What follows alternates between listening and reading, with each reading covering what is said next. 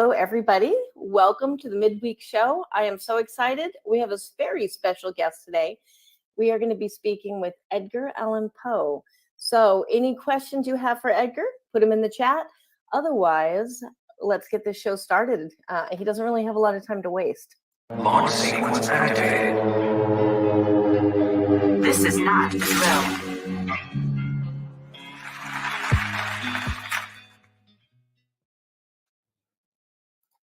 Hello, Edgar Allan Poe. Thank you so much for being here and taking your time to do this show with us. Welcome. Just have a few questions to ask you, and we're not going to take up a lot of your time today because we know that you are very busy doing whatever you do in the afterlife. My Yes, busy first being question. dead. Yes. It is. It is. I imagine there's a lot going on in your afterworld right now. Many things. Very busy, yes. My first question is, you have written about many a raven in your works. What I want to know is actually, are you a bird enthusiast or have you just had a lot of sleepy nights with the chatty raven?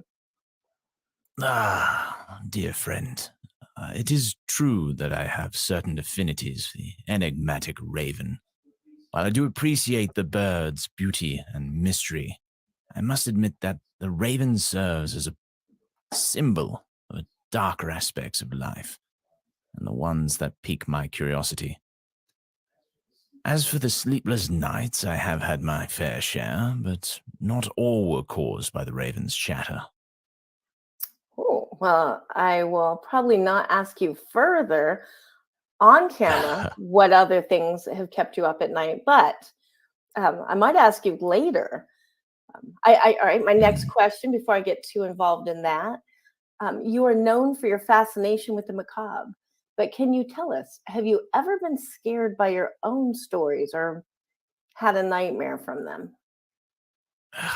It would be disingenuous to claim that my own creations never haunted my dreams.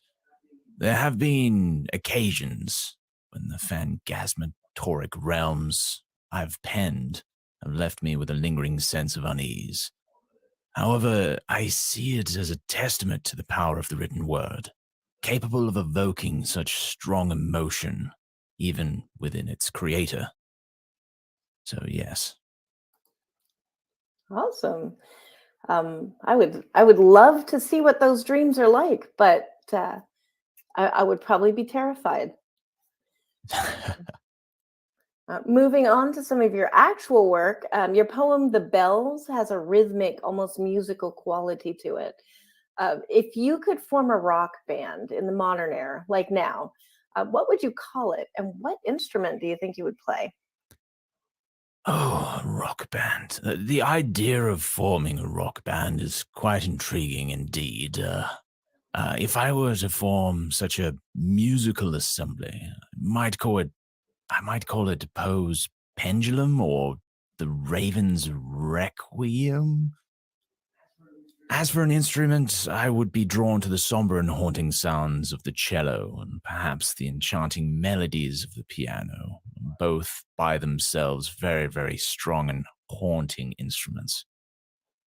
Good answer. I think I would love if you would ever come back and do a rock band, or if there is some Poe-friendly rock band out there that wants to do this. I think that Mr. Poe here would probably be okay with haunting that. I get to write the lyrics of the I think songs, though. Yes, I think that would be preferable. That would be awesome. very good. You've crafted some of the most iconic, dark, and mysterious characters in literature of all time. If you were invited to a costume party, which of your own characters would you choose to dress up as and why? If I were to attend a masquerade in the guise of one of my own creations, I believe I would choose to don the visage of Prince Prospero from The Mask of the Red Death. His opulent attire and air of mystery would make for the most captivating assembly. However, I would hope the evening would end far better for me than it did for dear Prospero. Yeah, I would hope so. That was not a good way to end a party in that story. And I hope the watchers and the viewers will go find these stories. And I mean, it doesn't really matter to Edgar Allan Poe now if you support him, but these are definitely stories worthy of being familiar with. I have one final question, Mr. Poe, and then I know you have to Hmm. go back to your dark underworld doings. Your work has inspired numerous adaptations from film to stage play. You're kind of everywhere. I don't know if you were aware that you're everywhere, but you're pretty much everywhere. If you could Hmm. pick any modern actor to portray you in a biopic, who would you select and why? The thought of a modern actor portraying me is quite an honor. However, I'm not entirely familiar with the talents of your contemporary thespians. I've heard of the enigmatic Mr. Johnny Depp, however, and his ability to bring life to the eccentric and brooding character seems fitting for the portrayal of my own life and experiences. So I would say I would most likely go with him. Well, thank you for that. And I hope Johnny Depp sees this and considers that role because that would kind of be the epitome of all epitomes is Johnny Depp as Edgar Allan Poe. And I think pretty much anybody would agree with that. Well, Mhm.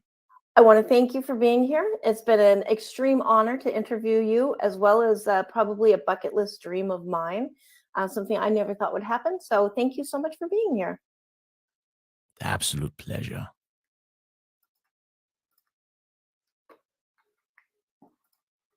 All right, and now let's find out a little bit about Edgar Allan Poe from the voice who created him just now, Ryan Aussie Smith. About Edgar Awkward. Allan Poe, yeah. So, Edgar Allan Poe, an American writer, editor, and literary critic, was born in 1809 and died in 1849. So that's only 40 years.